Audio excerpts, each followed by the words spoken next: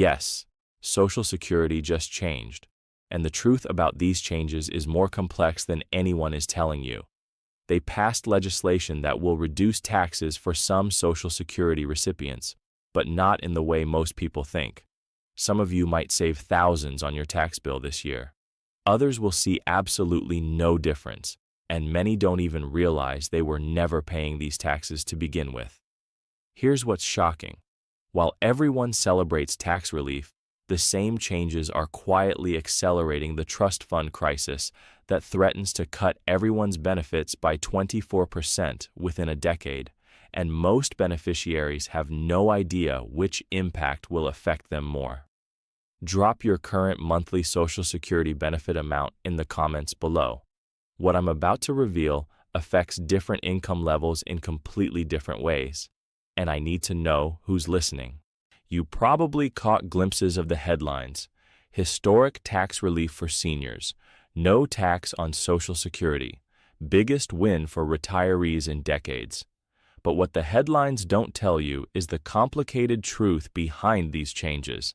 This isn't actually eliminating taxes on Social Security. It's creating a new deduction that benefits some people while leaving the underlying tax system completely intact. So, what actually happened this summer?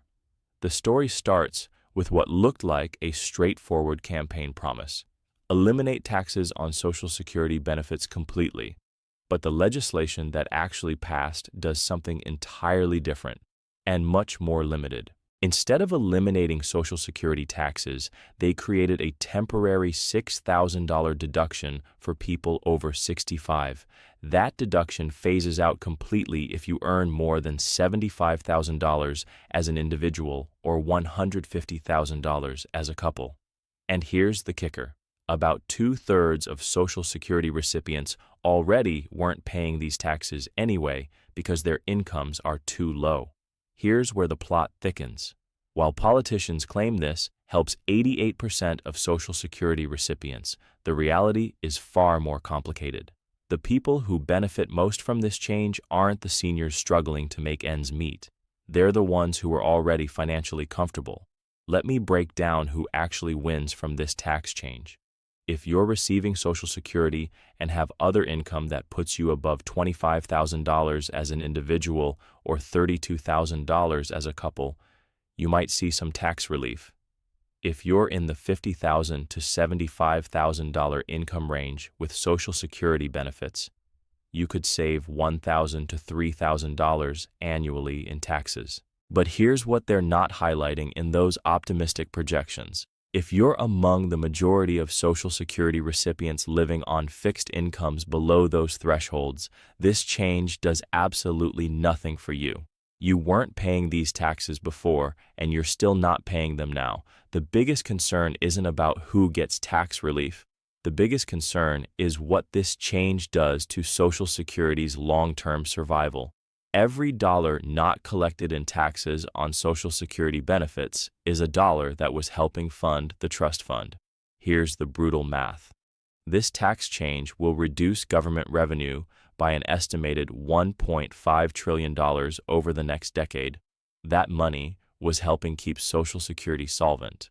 Without it, the trust fund depletion date moves from 2034 to 2032, 2 full years earlier. Think about that.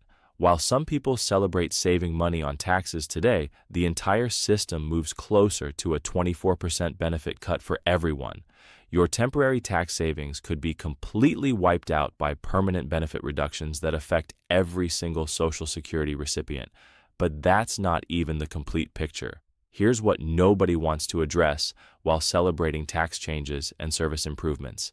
Yes, Social Security has genuinely improved its customer service. Wait times are down, more calls are being handled, and online access is better than ever. But simultaneously, the agency is facing massive budget cuts, staff reductions from 57,000 to 50,000 employees, office closures affecting access for people who need in-person help, cost-cutting measures that save $800 million but could impact service quality over time. So while your phone call gets answered faster today, there are fewer people available to handle complex cases, fewer offices to visit if you need help, and less capacity to prevent the fraud and errors that cost the system billions annually. The math is concerning. Improved efficiency today versus reduced capacity tomorrow, all while the underlying funding crisis accelerates. There's been a lot of talk about eliminating fraud and waste to save Social Security money. And there are real improvements happening: better detection systems, improved verification processes, and recovery of improper payments. But here's the hard truth about the scale of these savings compared to the trust fund crisis. Even if every dollar of fraud and waste were eliminated tomorrow, it wouldn't come close to solving the funding shortfall that threatens the entire system. The Social Security Administration estimates $72 billion in improper payments between 2015 and 2022. That sounds like a lot until you realize the trust fund faces a $22 trillion shortfall over 75 years. Fraud recovery helps, but it's not a solution to the fundamental math problem. Every efficiency improvement and fraud prevention measure is valuable, but none of them address the core issue: more benefits being paid out than revenue coming in, made worse by tax changes that reduce revenue even further. So after all these changes, tax relief, service improvements, fraud prevention, and trust fund acceleration, what's the actual impact on your financial security? If you're receiving Social Security with minimal other income, you see no benefit from tax changes, but you're just as vulnerable to future benefit cuts that are now coming sooner. If you're receiving Social Security with moderate additional income, you might save $1,000 to $3,000 annually in taxes, but those savings could be completely eliminated by benefit cuts that are now projected for 2032 instead of 2034. If you're receiving larger Social Security benefits with significant other income, you get the maximum tax benefit, but you also have the most to lose from future benefit cuts affecting the entire system. The harsh reality is that for most Social Security recipients, temporary tax savings don't offset the long-term impact of accelerating the trust fund crisis. First, understand exactly how these tax changes affect your specific situation. Don't assume you're benefiting just because politicians claim 88% of recipients are helped. Second, calculate whether any tax savings you receive are worth the risk of accelerated benefit cuts. A few thousand in tax savings today versus thousands in annual benefit reductions starting in 2032. Third, prepare for the 2032 scenario instead of the previous 2034 timeline. That's 2 fewer years to plan for potential 24% benefit cuts. Fourth, focus on the factors you can control: maximizing your current benefits, optimizing your overall retirement income, and understanding how Social Security fits into your complete financial picture.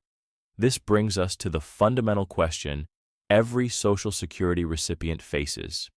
Do you prioritize short-term tax relief that benefits some people now, or long-term system stability that protects everyone's benefits later? Because that's really what these changes represent: a choice between immediate tax savings for certain income levels versus protecting the system's ability to pay full benefits for everyone. The tax changes are real, the service improvements are real, but so is the accelerated trust fund depletion that threatens much larger cuts for everyone starting in 2032. Drop tax relief if you think the immediate tax savings are worth the risk to long-term benefits, or system stability if you're more concerned about protecting everyone's benefits from future cuts. These Social Security changes represent more than just tax policy adjustments. They're a test of whether we prioritize immediate benefits for some recipients over long-term security for all recipients. Your Social Security benefits over the next decade will be impacted more by the trust fund crisis than by any temporary tax relief. The math is unforgiving. $1.5 trillion in reduced revenue accelerates the day when everyone faces benefit cuts. The real question isn't whether you'll save money on taxes, it's whether the Social Security system will be financially stable enough to pay your full benefits through your entire retirement. Drop a comment below with your income level and tell me, are you willing to accept accelerated trust fund depletion for immediate tax savings? Are you more concerned about tax relief or benefit security? Have you calculated whether temporary savings are worth permanent risks? Hit that subscribe button because Social Security's financial future is being determined by policy changes happening right now, and staying informed isn't optional anymore.